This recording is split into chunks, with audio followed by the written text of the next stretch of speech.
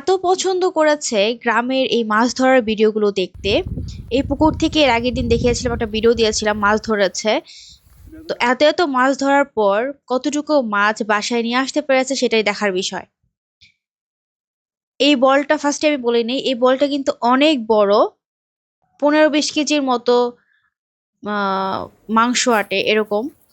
তো একটার অর্ধেকের বেশি হচ্ছে ভরে গেছে মাছ দিয়ে, তার মানে অনেকটুকু মাছ, কিন্তু ভিডিওতে সবটা বোঝা যাচ্ছে না।